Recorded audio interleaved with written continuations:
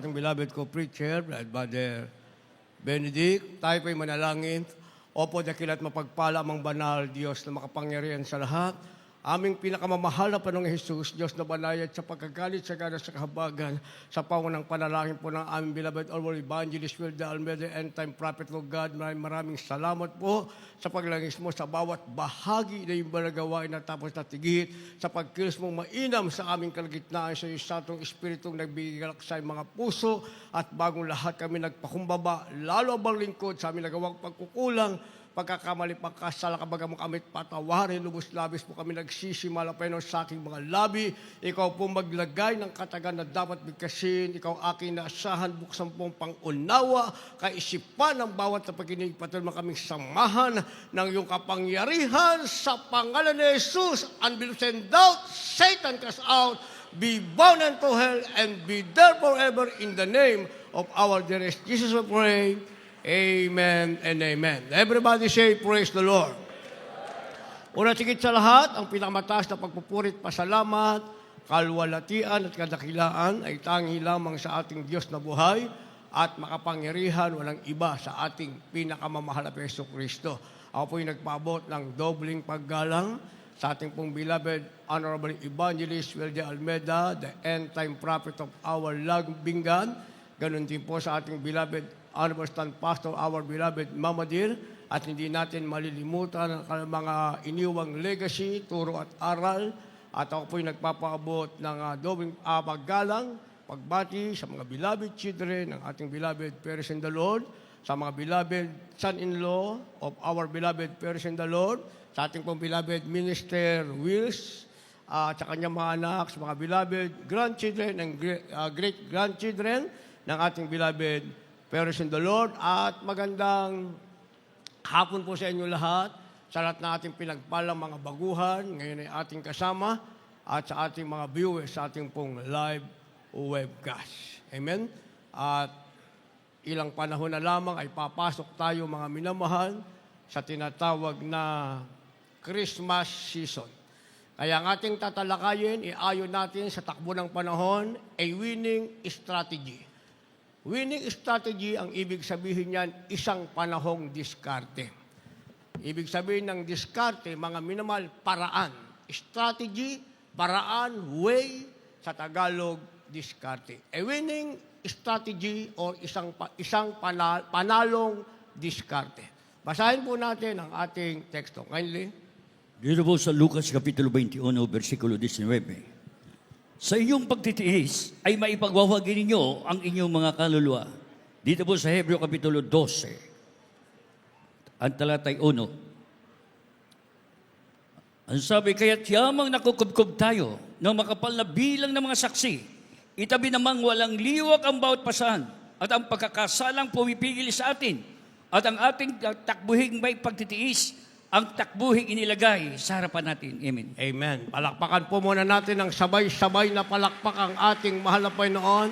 Ngayon po ay araw ng linggo. Tayo'y malayang pumalakpak ng malakas at may galak sa ating pinakamalat na Yesu Kristo. Lahat magsabi ng malakas na praise the Lord. A winning strategy, isang panalong diskarte o isang panalong paraan, mga minamahal. Sabi ng ating nabasa sa Lucas 21, ang talata ay 19 ng ating nabasa, sa iyong pagtitiis ay maipagwawagi ninyo ang inyong mga kaluluwa. Siya yung sinasabing panalo, pagwawagi, mga minamahal. Ang strategy o diskarte na kailangan ng bawat Kristiyano.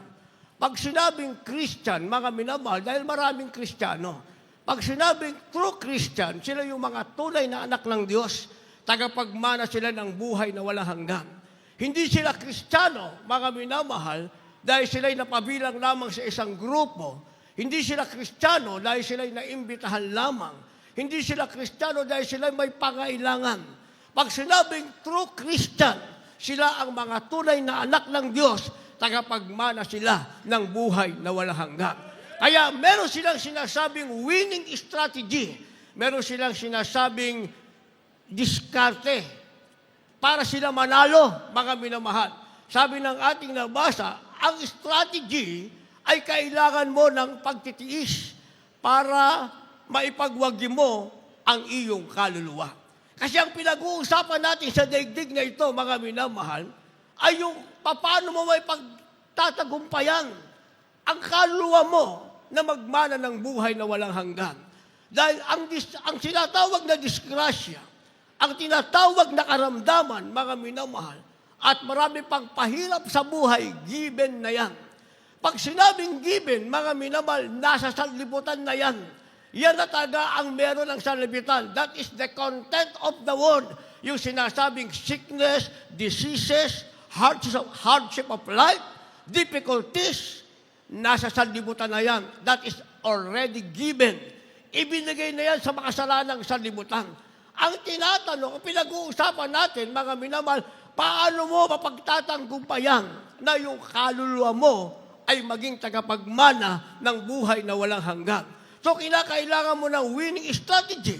Ibig sabihin, mga minamahal, isang panalong diskarte o paraan na ang sabi natin na basta pagtitiis ang kailangan mo para maipagwagi mo ang iyong kaluluwa. Kaya binigyan natin ng supporting verse sa Hebreo 12 ang talatay 1, sinasabi, kaya yamang nakukugkog tayo na makapal na bilang ng saksi, itabi naman walang liwag ang bawat pasan at pagkakasalang pumipigil sa atin at ating takbuhing may pagtitiis ang takbuhing inilagay sa harapan natin. Winning strategy, para tayo manalo, mga minamahal, meron tayong isang panalong diskarte, maliban sa pagwagi natin yung ating kaluluwa sa magitan ng pagtitiis, tumatakbo tayo ngayon. Bawat araw lumilipas sa ating buhay bilang totoong anak ng Diyos, tagapagmana ng buhay na walang hanggan, lahat tayo nasa tinatawag na takbuhin. Kaya sabi ng ating nabasa, ating takbuhin may pagtitiis, ang takbuhin ilagay sa harapan natin. Sabi ng ating nabasa, meron tayong takbuhin sa harap natin. Ang tunay na Kristiyano, mga minal, meron siyang tinatawag na pasanin. Kaya iba, simple na lang sabihin, ako'y napagod na, gusto ko na magpahinga. Once na sinabi mong napagod ka na at gusto mong magpahinga, ang ibig sabihin niyan, paghinto sa paglilingkod sa ating mahal na Panginoon. And that word, yung salita na yan, mga minamahal, ang salitang hinihintay ng kaaway ng Diyos na ikaw ay mapagod.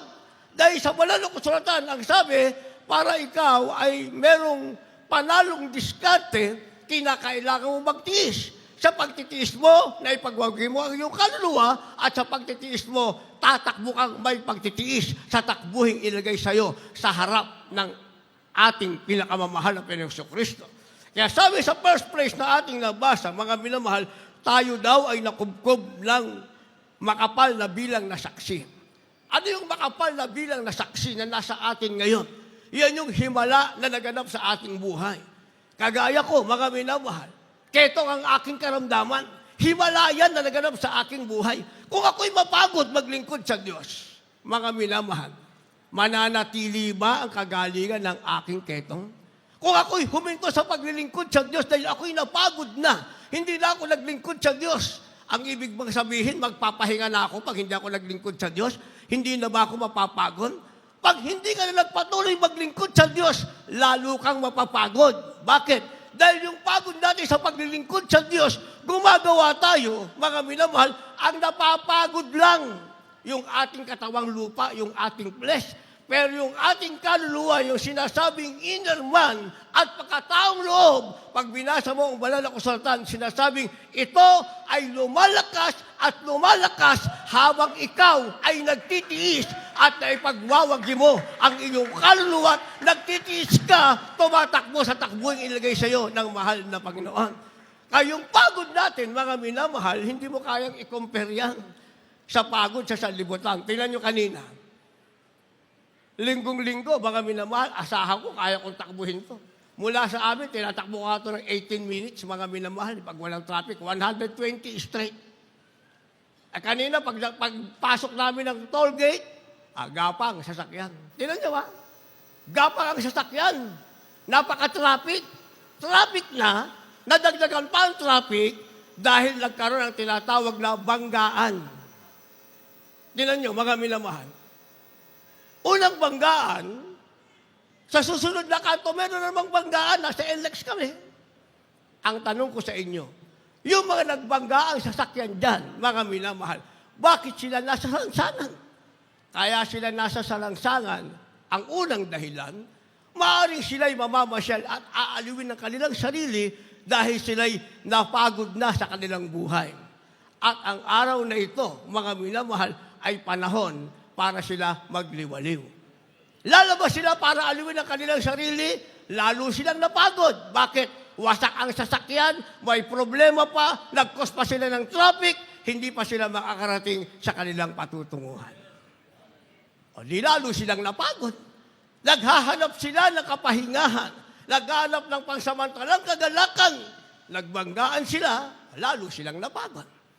Samantalang tayong mahalak ng Diyos, mga minamahal, unexpected, nagkaroon ng traffic, bagamat sila'y nagbanggaan, tayo naman ay patuloy na iningatan ng ating pinakamamahal na Panginoon. Nalit man tayo, nakarating tayo na mawalhati, at nakita natin ang kamay ng Diyos ay nasa atin, nag-iingat, gumagabay para tayo magkaroon ng sinasabing panalong diskarte. Ay yung makarating tayo sa sambahan ng mahal na Panginoon, sambahin ng Diyos sa Espiritu at katotohanan, nadama natin ang kanyang matamis at banal na presensya, ano ang meron tayo? Meron tayong sinasabing winning strategy, ang gumawa sa buhay natin yan, ang ating mahal na Panginoon. Dahil pwede tayong madisgrasya, kagaya nila, mga minamahal. Pagod na ang bulsa, pagod pa ang isip, pagod pa ang katawan, samantalang tayo, pinagpalang nakarating na mawalhati, uuwi tayong mawalhati, busog ang ating kaluluwa sa Espiritu ng ating pinakamamahal na Hesus Kristo. Kaya kung meron tayong sinasabing a winning strategy o isang panalong diskarte, mapapanatili natin yan pag meron tayong sinasabing words of life. What is the words of life, mga minamahal? Words of life yan ang sinasabing mga salita ng buhay. What we need is the words of life. Kailangan natin yan para magkaroon tayo ng tinatawag na winning strategy. Dahil hindi ka magkakaroon ng winning strategy pag wala sa iyo ang salita ng buhay. Pag puro salita lang, mga minamahal, salita lang. Puro salita, hanggang salita lang. Puro reklamo. Sabihin natin napagod na tayo, wala kang tinatawag na winning strategy dahil hindi mo ginamit ang sinasabing words of life. Kaya ang kailangan natin sinasabing words of life o mga salita ng buhay. Basa. Sa mga kawikaan, 10 talatay 11, ganito po ang pagkasulat. Ang bibig ng matuwid ay bukal ng kabuhayan, ngunit tinatakpan ng karahasan ng bibig ng masama. Dito po sa Juan 8, talatay 47, talon sa 51, ganito rin po ang pagkasulat. Ang sa Diyos ay nakikinig sa mga salita ng Diyos. Dahil dito'y hindi ninyo niririnig sapagkat kayo hindi sa Diyos. 51, katotohanan, sinasabi ko sa inyo, kung ang sinuman ay tutupad ng aking salita, ay hindi siya makakakita magpakailanman ng kamatayan. Amen. Palakpakan natin ang ating mahal na Panginoon. Lahat magsabi ng praise the Lord. What we need is the words of life. Ang kailangan natin ay sinasabing mga salita ng buhay para magkaroon tayo ng panalong diskarte. Ang tao sa sanlibutan, puro diskarte. Walang panalo, mga minamahal. Puro diskarte. Pero walang panalo. Puro salita, pero hindi salita ng buhay. So, ang kailangan natin, words of life o salita ng buhay. Kaya sabi ng ating nabasa, ang bibig ng matuwid ay bukal ng kabuhayan. Yung daw isang taong matuwid, yung isang tunay na Kristiyano, ang meron siya ay sinasabing salita ng kabuhayan. Ibig sabihin, pag nagsalita siya, hindi siya nagsasalita, mga minamahal, ng magiging laban sa kanya. Kasi sa banal na kasulatan, mga minamahal, kung ano ang sinabi mo, yan ang magaganap sa'yo. Kung sinabi mong ikaw ay hindi napapagod, kahit pagod ka na, dahil sinabi mong hindi ka napapagod, hindi ka mapapagod kasi ang sinasabi mo ay magiging pabor o magiging laban sa'yo. Sabi ng ating nabasa, ang bibig ng matuwid ay bukal ng kabuhayan. ngunit tinatakpan ng karahasan ang bibig ng masama. Yung bibig ng masama, pag nagsalita siya, ang meron siya kaharasan. Ibig sabihin, isang hindi magandang bagay ang nagaganap sa kanya dahil ang sinasabi niya ay isang salita, mga minamahal, na pagkatapos niyang sabihin, walang pabor na babalik sa kanya, kundi ang sinabi niya ang magiging laban sa kanya. Naiintindihan natin yun.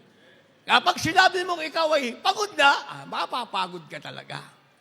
Pero pag sinabi mong mahal na Panginoon, ikaw ang aking kalakasan, yung kapaguran mo, papalitan ng kalakasan ng ating mahal na Panginoon. Kaya sa banal na kasulatan, whatsoever your faith, yun ang mangyayari sa iyo. Kung ano ang pananampalataya mo, it will be done unto you. Ang pananampalataya mo, hindi ka napapagod, bagamat pagod ang katawan, hindi ka mapapagod. Ang pananampalataya mo, magaling na ang karamdaman mo, gagaling ang karamdaman mo. Pero pagkatapos nung marinig ang salita ng Diyos, sinasabing ang Diyos ay Diyos na nagpapagaling. Umasa ka sa doktor, umasa ka sa gamot, yun ang inasahan mo, yun ang salita mo. Yung salita mo, that is also your action. Dahil bago ka magkaroon ng action, mga minamahal, sabi ng banal na kasulatan, nanggagaling yan sa iyong puso. And it will utter. Sasalitain yan ng iyong bibig. And the action will follow. Magkakaroon ka ng tinatawag na paggawa o implementation. Yun ang mangyayari sa'yo. Kaya pag sinabi mo, ako'y nakarating sa gawain ng malapenoon. Ako nakarating sa gawain ng malapenoon. 2 taon akong may ketong, dumating ako sa gawaing may ketong, pag-uwi ko, wala na akong ketong. 35 years, mahigit, may rapture. Hanggang ngayon, wala akong ketong. Bakit? Yan ang pananampalataya ko. Mahal na Panginoon, by faith, hanggang rapture, ang inalis mong ketong sa akin ay hindi na babalik. Nangyari sa akin. Na-enjoy ko ang buhay ko sa piling ng mahal na Panginoon. Almost 35 years, walang ketong na bumalik sa aking katawan. Bakit? Hindi kasi ako nag-iisip ng gamot, mga minamahal.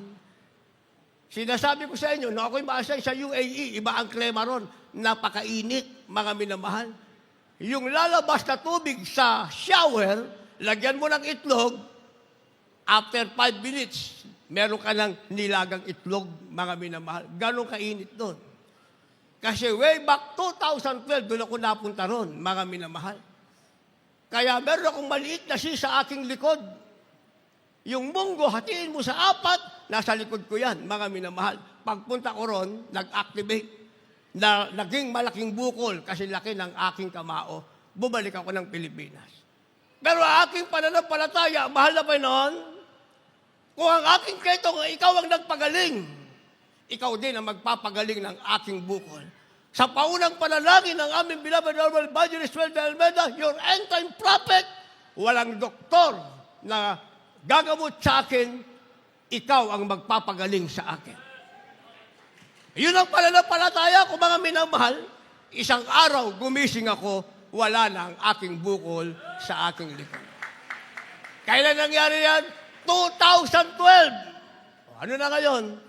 2024 na. Pag 2025 na tayo, wala nang bumalik kahit sa aking likod, mga minamahal. Because that is my faith. Kaya kung anong sinabi ng bibig mo, yun ang mangyayari sa iyo. Kaya sabi ng ating nabasa, niligyan natin ng supporting verse, ang sa Diyos daw ay nakikinig ng salita ng Diyos. Ang salita ng Diyos yan ang sinasabing words of life. Pag sinabi natin salita ng Diyos, ibig sabihin, salita yan ng buhay, mga minamahal. Sabi ng ating nabasa, John chapter 8, verse 47, ang sa Diyos ay nakikinig ng mga salita ng Diyos. Dahil dito, hindi nyo dinirinig sapagkat kayo'y hindi sa Diyos. Pag hindi mo pala dininig ang salita ng Diyos, kahit sabi pang baka Diyos ka, sabi ng banal na kasulatan, hindi ka sa Diyos dahil hindi mo dinirinig ang salita ng Diyos. Kahit ipagsigawan mo pa na ikaw ay baka Diyos, sabi ng banal na kasulatan, pag hindi mo ginawa ang salita ng Diyos, hindi ka sa Diyos. Nakasulat sa banal na kasulatan. Ulitin natin, ang sa Diyos, ano pinakikinggan? Salita ng Diyos. dahil dito'y hindi nyo dirinig sapagkat kayo'y hindi sa Diyos. Naunawaan natin yon? Naunawaan natin? Sino ang sa Diyos? Yung dumirinig ng salita ng Diyos. Sino ang hindi sa Diyos? Yung hindi dumirinig ng salita ng Diyos. Kaya kahit sabi mo religyoso ka, sabi mo mapanalangin ka, salita ng taong dinidinig mo, hindi salita ng Diyos, hindi ka sa Diyos. Sabi ng banal na kasulatan, hindi ka sa Diyos. Magiging sa Diyos ka lamang kapag ang dinidinig mo ang salita ng ating pinakamamahal na Panginoong Jesucristo. At kung dinidinig mo ang salita ng Diyos, sabi ng 51, katotohanan sinasabi ko sa inyo, kung ang sino man ay tutupad ng aking salita, ay hindi siya makakakita magpakailanman ng kamatayan. Palakpakan muna natin ang ating mahal na Panginoon. Hindi mo lang napakinggan yung sinasabing words of life, ang sabi, tinupad mo pa.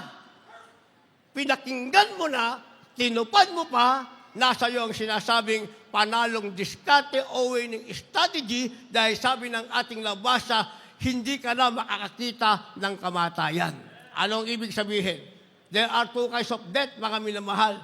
Physical death and spiritual death. Ibig sabihin, kamatayang physical, mamamatay ka physically dahil ang kasalanan mo nagbunga ng karamdaman, ang karamdaman mo pabalik-balik sa'yo, mamamatay ka physically. Namatay ka. At mamamatay ang iyong kaluluwa, itatapon sa impyerno, makakakita ka ng kamatayan. Pero sabi ng ating nabasa, kung ikaw ay sa Diyos, dininig mo at tinupad ang salita ng Diyos, sabi ng ating nabasa, hindi ka na makakakita ng kamatayan. Bakit? Dahil wala lang puwang ang impyerno sa iyo. Kung pumikit man ang mata mo sa lupa, hindi sasabing namatay ka. Pumikit ka dahil nasa iyo ang winning strategy, didilat ka, hindi sa impyerno, hindi sa piling ni Satanas, didilat ka sa piling ng ating pinakamamahal na Jesucristo because what you have is the words of life. Ang meron ka, ang salita ng Diyos, yan ang isang paraan para magkaroon ka ng sinasabing winning strategy.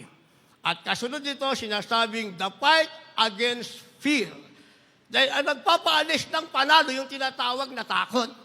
Pag ang isang tao ay matatakutin, wala siyang panalo, matatakutin siya.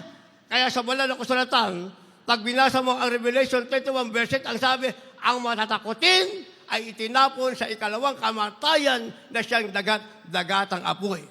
Kaya kung gusto natin ng winning strategy, ang kailangan natin, fight against fear. Ang ibig sabihin, labanan mo ang takot o paglaban sa takot. Basa.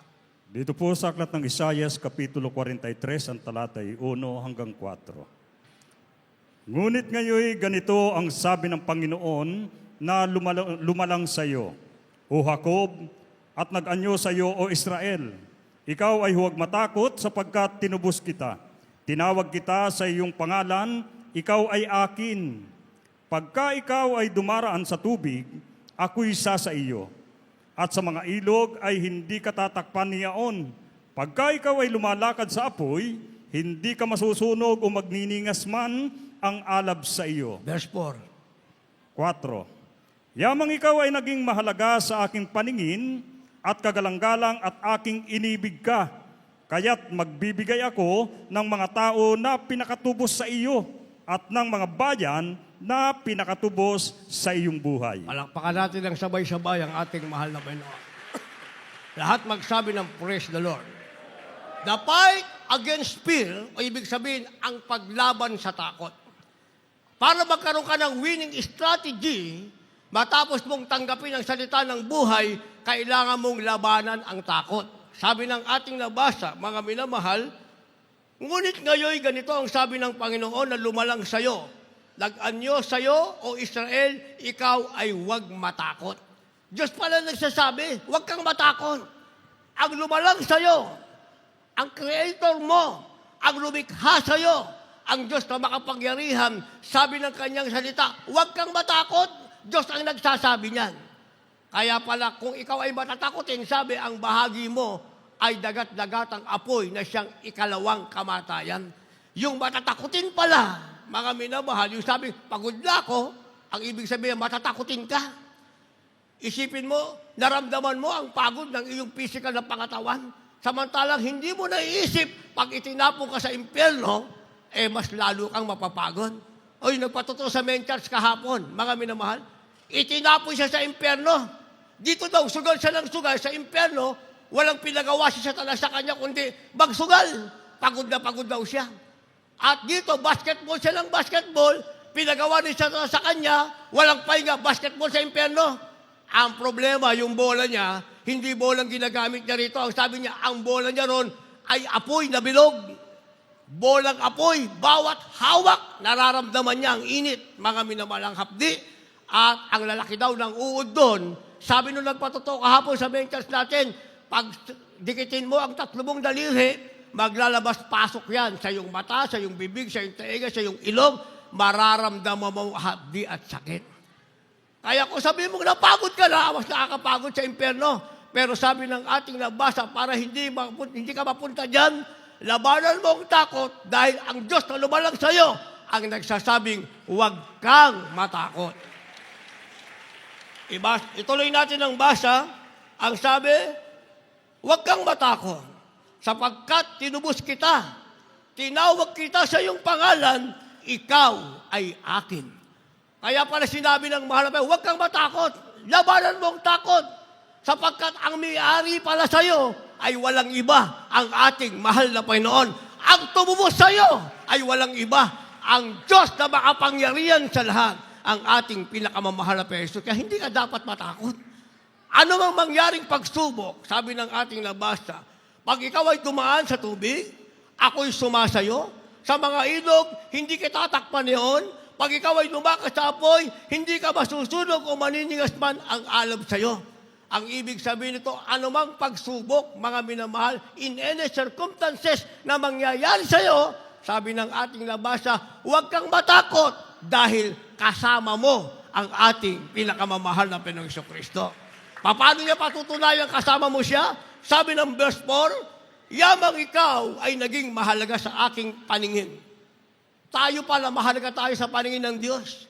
Kung merong mahalaga sa paningin ng Diyos, ikaw na merong sinasabing winning strategy o panalong diskarte o paraan. Huwag ka lang maging matatakotin, sabi ng ating nabasa, ikaw ay naging mahalaga sa aking paningin. At kagalang-galang at aking iniibig. Isipin mo, marami tayong honorable dito. Ha? Honorable. Hindi ba? Pero ang kagalang-galang pala ay yung Kristiyanong iniibig ng ating pinakamamahal na Panginoong Kristo. Sabi ng ating nabasa, ikaw ay kagalang-galang sa aking paningin at aking iniibig.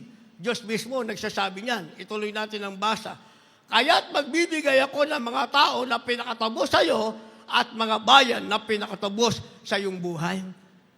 Hindi pala ikaw mapapahamak. Instead na ikaw ang mapapahamak, ang sabi, magbibigay ng kapalit ang Diyos sa iyo.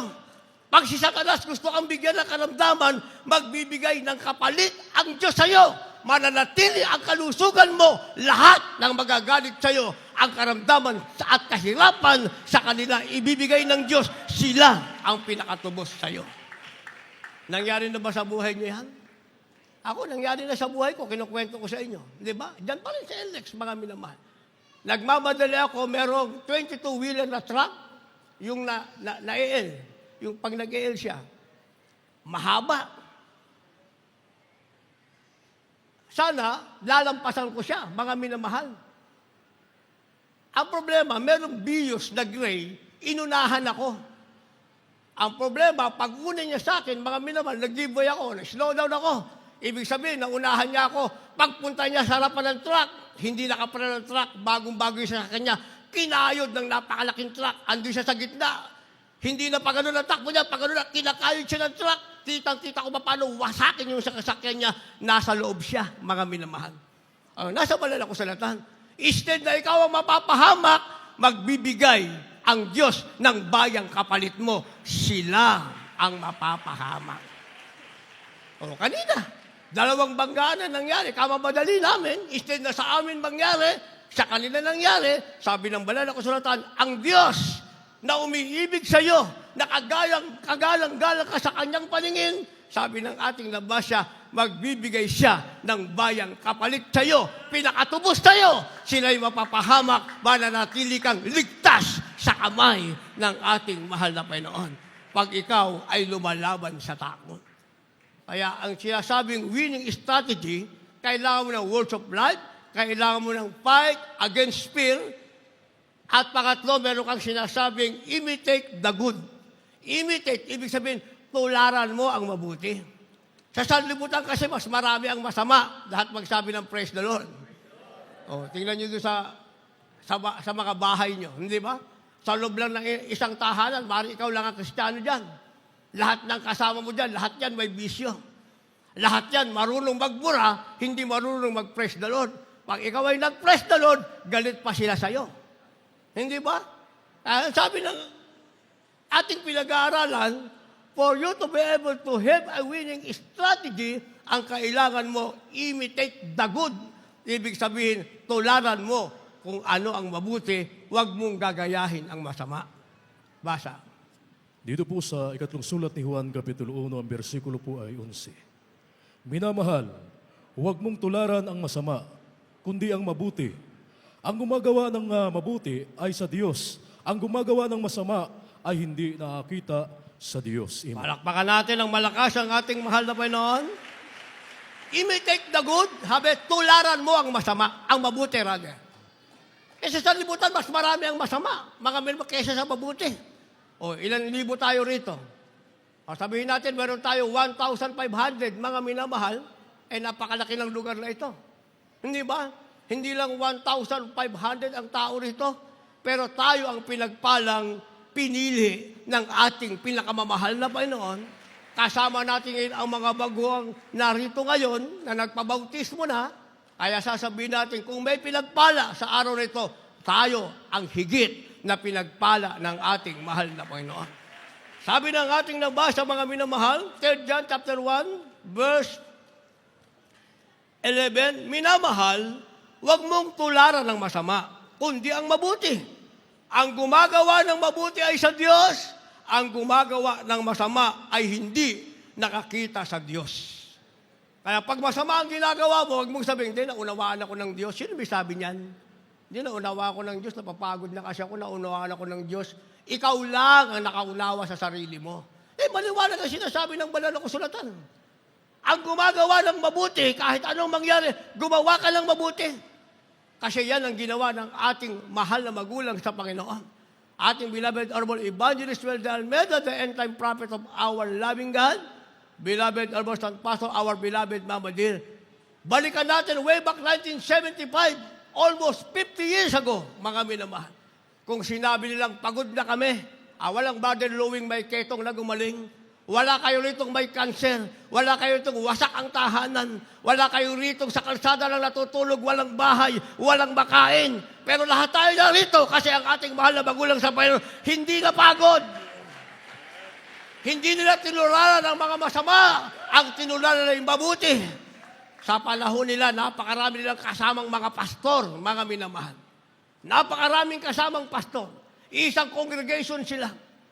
Patutungan ng ating beloved Albastan Pastor, ang ating ginagalang mga pastor nakaluhod, walang kain, mga minamahal.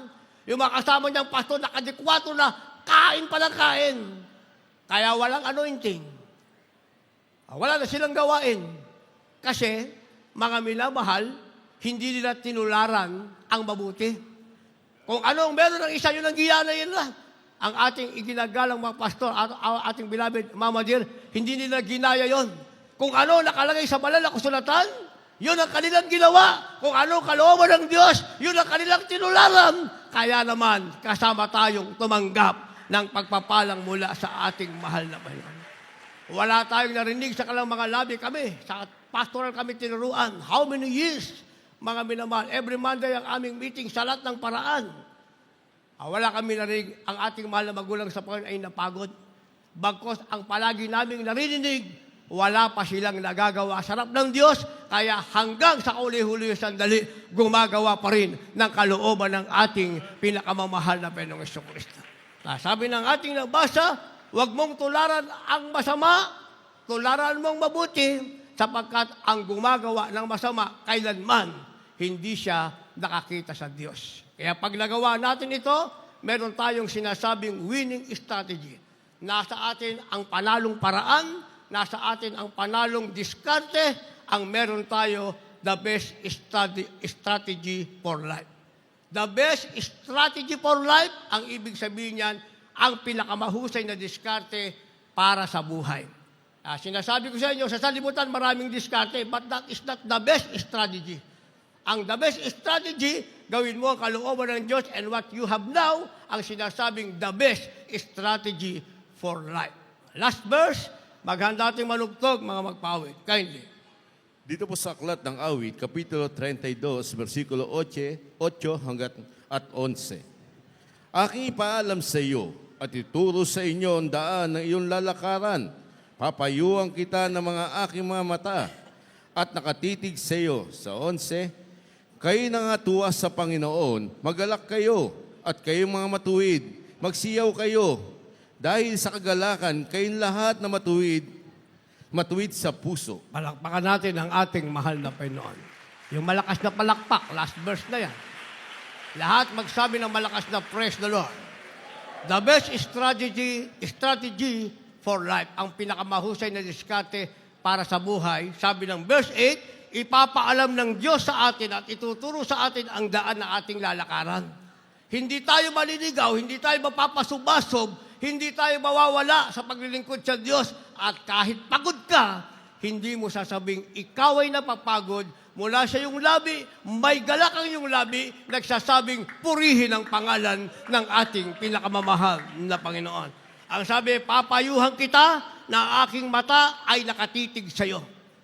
Ang mata ng Diyos laging nakatitig sa iyo. And finally, talatang 11 sabi, kayo'y mga tuwa sa Panginoon, magalak kayo, kayong mga matuwid, at magsiyaw kayo ng dahil sa kagalakan, kayong lahat na matuwid sa puso.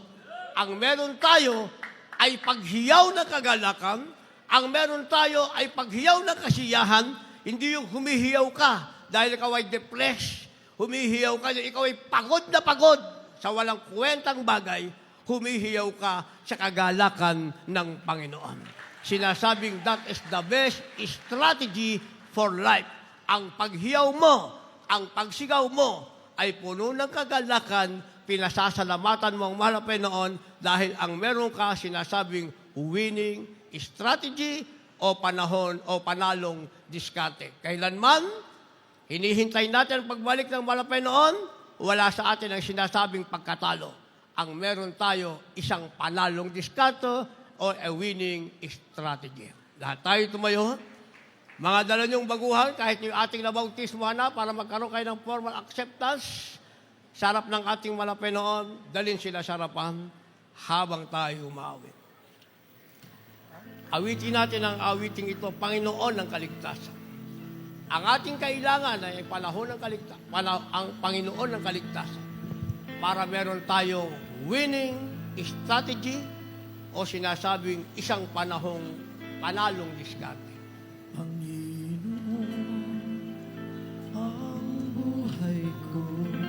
Sabihin natin, nakalaang maglingkod sa iyo. Nakalaang maglingkod sa iyo. Ano man ang nais mo. Ano man ang nais mo. Susunod ang sa'yo. Ako sa iyo. Ulitin natin yan. Panginoon, ang buhay ko. Panginoon, ang buhay ko. Sabihin natin, nakalaang maglingkod sa iyo. Nakalaan maglingkod sa iyo. Ano man ang nais mo. Ano man ang nais mo. Susunod Susunod ako sa iyo. Hallelujah! Lumakad man ako sa kadiliman, Lumakad man tayo sa kadilim. maging sa libis ng kamatayan.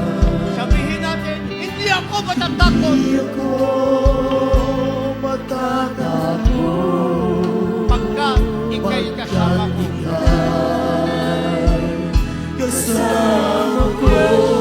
Ay kasama sa ikaw ang ilaw.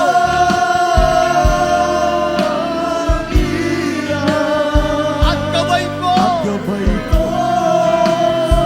sa aking buhay. Hallelujah. Dumating man ang kamatayan. Sa piling ko. Nananahan. Hallelujah.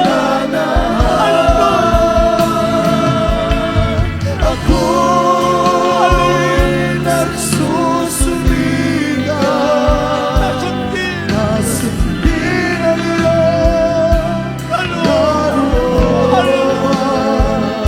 sa iyong pagbabalik, maging handa sa iyo. Hallelujah. Ikaw ang ilaw at gabay ko sa aking buhay. Hallelujah. Ikaw ang ilaw. Sabihin natin sa walang meron. Gabay ko sa aking buhay. Dumating man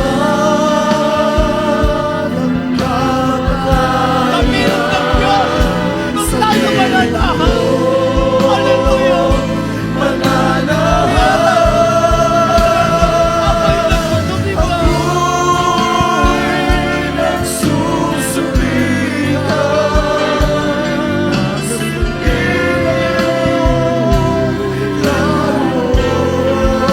Sa iyong pagbabalik.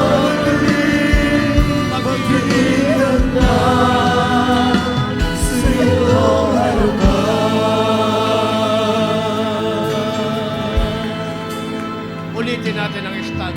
Panginoon, ang buhay ko. Sabihin natin sa mga nakalaan na maglingkod sa iyo. Iparinig natin sa parang mga salitang iyo. Ano man ang nais mo, Ano man ang nais mo, susunod ako sa'yo. ulitin natin yan. Panginoon, ang buhay ko. Ang buhay ko, Nakalaang maglingkod sa iyo. nakalaan na maglingkod sa'yo. Hallelujah. Ano Ano man ang nais mo, nais mo, susunod ako sa iyo. susunod ako sa'yo. Yan ang salitang iparinig natin sa malang Panginoon.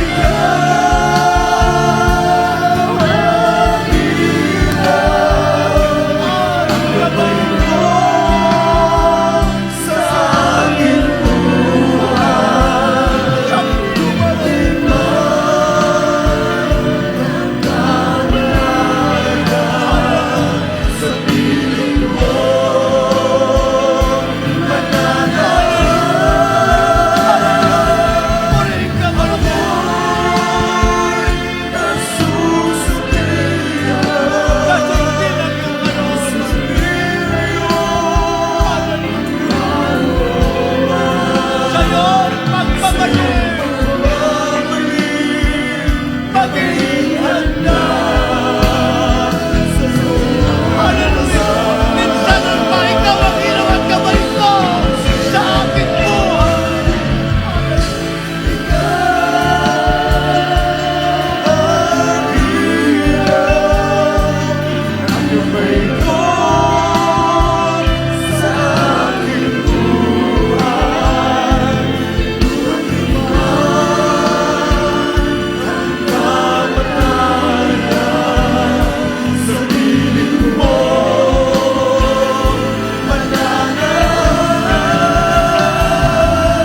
Purihan ang ating Hallelujah. It is Jesus.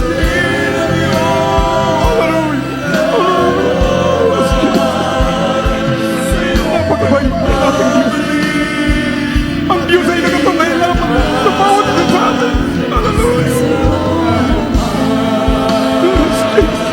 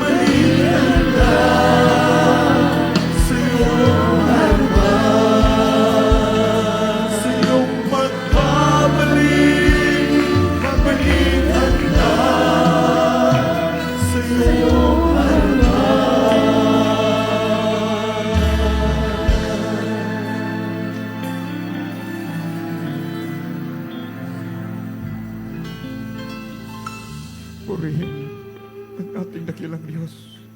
God bless you po sa ating beloved singers. Hallelujah sa ating mga minamahal na mga baguhan, magiging kapatid sa ating dakilang Diyos. Kayo po ay tunay na pinagpala sa araw na ito. Sapagkat walang ibang nagdala rito sa inyo kundi ang ating pinakamamahal na Panginoong Heso Kristo. Kayo po ay saksi kung paano gumagalaw, kumikilos ang kamay ng ating dakilang Diyos sa bawat mananampalataya sa ministeryo pong ito. Inyo pong natunghayan, napakinggan ang mga kamangha-manghang bagay, maging mga imposible, subalit pinapangyari ng ating dakilang Diyos. Ito'y pagsasakatuparan lamang ng naaayon sa banal na kasulatan. Kaya't kung inyo pong isuko ang inyong buhay sa Kanya, kayo rin po ay pagpapalain ng ating dakilang Diyos. Narito po ang reglamento, 4 na reglamento ng ating dakilang Diyos. Una ay ang pananampalataya, na kinakailangang manampalataya kang may nag-iisang Diyos. Bumaba mula sa langit, nagpakilala bilang tao. Namatay, ipinago sa krus ng Kalbaryo, alang-alang sa kaligtasan ng buong mundo. At muling nabuhay upang patunayan na may nag-iisang Diyos lamang, walang iba kundi ang ating pinakamamahal na Panginoong Heso Kristo. Ang pangalawa ay ang pagsisisi, na kinakailangang pagsisihan mo ang iyong mga pagkakamalit, pagkakasala mula nang ikaw ay magkaisip hanggang sa mga oras na ito. Taos pusong pagsisisi, sinseridad, mga minamahal na pagsisisi, sapagkat sa panahon na nakita ito ng ating dakilang Diyos na nais mo ngang maging banal, maging matuwid sa kanyang banal na harapan, ikaw rin ay tutulungan ng ating dakilang Diyos. Ang pangatlong reglamento ay ang bautismo sa pangalan ni Hesus Kristo. Ang sabi ng Gawa 2:38, mangagsisi ang bawat isa sa inyo, mangagbautismo sa pangalan ni Hesus Kristo, sa ikapagpapatawan ng iyong mga kasalanan at tatanggapin nyo ang kaloob na Espiritu Santo. At ang pang-apat ay ang bautismo sa Espiritu Santo. Ang Diyos na mismo ang magbabautismo nito sa inyo sa panahon na nakita ng Diyos, ang inyong pagdadalo, nagsusumikap na masunod ang banal na kalooban ng Diyos, ang tinatawag na bautismo sa Espiritu Santo na may tanda ng pagsasalita ng iba't ibang wika, ito rin po ay darating sa inyo sa takdang panahon. Kaya sa ating mga minamahal na mga baguhan, mangyari po kindly, pakitaas po ng ating mga kamay upang tayo po'y mananalangin. Maikling panalangin sa ating dakilang Diyos. Sundan niyo po ako. Dakilang mapagpalang Ama, Diyos na makapangyarihan sa lahat, sa pangalan ng aming pinakamamahal na Panginoong Hesus, ako po'y isang taong makasalanan. Ako po'y nagsisisi sa lahat ng aking mga nagawang pagkakasala sa iyo. Mula nang ako'y magkaisip, hanggang sa mga oras na ito, humihingi po ako ng kapatawaran sa iyo, Ama. Tinatanggap kita ngayon bilang sariling tagapagligtas, Diyos at Hari ng aking buhay. Maglilingkod na po ako sa iyo mula ngayon hanggang sa iyong pagbabalik. Tulungan mo po kong masunod ang iyong banal na kalooban. Iniibig kita, mahal na Panginoong Hesus. Pumasok po kayo sa aking puso na marumi sa kasalanan. Hugasan mo po ako ng iyong banal mong dugo na umagos doon sa krus ng Kalbaryo nang dahil sa akin, sa pangalan ni Jesus, aking dalangin. Amen and amen. Manatili pong nakataas ang ating kamay. Kami na po ang mananalangin para sa inyo.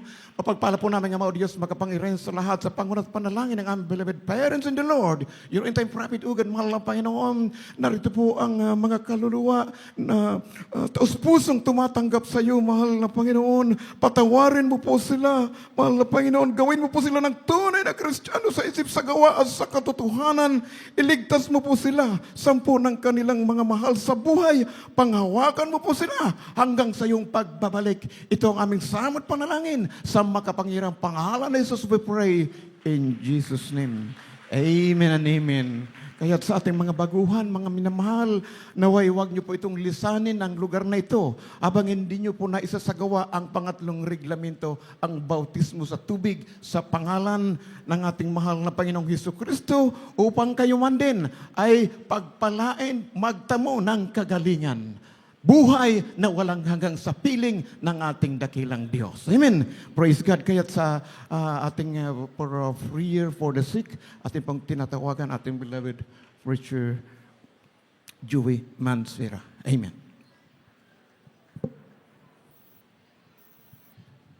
God bless you, my beloved co-preacher, beloved Brother Job Espiloy. Tayo pong lahat ay magkaisa sa lahat po ng ating mga pangangailangan. Mapagpala naming Ama, Diyos na makapangyarihan sa lahat. Sa matamis na pangalan mo, pinakamamahal na Panginoong Hesus, sa pangunang dalangin ng aming minamahal at kagalang-galang na Pastor, Evangelist Wildy Estrada Olmeda, your end-time prophet, narito po kami, taus-puso nagpapasalamat, O Diyos, sa tagumpay ng iyong banal na gawain. Bago po sa aming pangangailangan, humihingi kami ng kapatawaran sa lahat ng aming mga kasalanan. Lubos naming pinasasalamatan, dakilang Diyos, ang lahat ng pagpapala sa buong pamilya ng aming dearly beloved parents in the Lord. Pinakamamahal na Panginoon sa mga oras na ito, naway ang aming dalangin makaabot sa iyong trono ng biyaya at tugunin mo sa imalang kapamaraanan. Pagalingin mo ay may mga karamdaman. Lutasin mo ang mga problema. Ipagkaloob mo lahat ng biyaya sa iyong mga anak, hindi lang sa lugar na ito, maging sa buong mundo, dakilang Ama. Paghawakan mo kami. Hallelujah! Dalangin po namin, mahal na Panginoon, ang aming mga unsaved loved ones, maligtas din, at marami pang tao, dakilang Ama. Sa lahat ng mga kapatiran, ng mga nanlalamig, ipanumbalik mo ang unang pag-ibig. Yung mga tumatalikod, mahal na Panginoon, iyong paalalahanan. At ang bawat isa na narito nagkakaisa, nagpupuri, nagpapasalamat sa iyong banal na pangalan. Gamitin mo para sa kaligtasan ng marami pang kaluluwa. Pagpalain mo po kaming lahat. Ito ang aming samot panalangin sa makapangyarihang pangalan ng pinakamamahal na Panginoong Yesus. Mga minamahal, ilehans po natin ang ating mga sarili. Yung kanang kamay ipatong po sa inyong ulo. Yung kaliwa sa may parte na may karamdaman. Banggitin na lang po kung anong karamdaman nyo. At ang iba pang ating request, itaas na lang po ang ating mga kamay at palayasin natin ang lahat ng gawa ng diablong si Satanas, mga minamahal ko. Hallelujah! Isipin nating dearly beloved Pastor Will Distrada Almeida, the end-time prophet of God, ang naglehan sa atin. Sama-sama po tayo sa makapangyarihang pangalan ng pinakamamahal na Panginoong Jesus. In the mighty name of our dearest Jesus, we cast out all demons of sicknesses, infirmities, demons of problems, the lust of the flesh, the lust of the eyes, the pride of life. Cast out, cast out, cast out, cast out in the name of our dearest Jesus. Amen and amen. Praise the Lord. Palakpakan po natin ang ating pinakamamahal na Panginoong Jesus. Bilang pagpapasalamat, sisigaw po tayo ng 3 beses ng Hallelujah, praise the Lord. Let us shout of victory. Sabay lukso po. Lumukso tayo at sumigaw. Sabay-sabay po tayo. Hallelujah, praise the Lord. Hallelujah, praise the Lord. Hallelujah, praise the Lord. Purihin ang ating pinakamamahal na Panginoon. God bless you. We love you in the Lord. Dearest Jesus loves you more and more. At ay dadago na po sa ating mga announcements.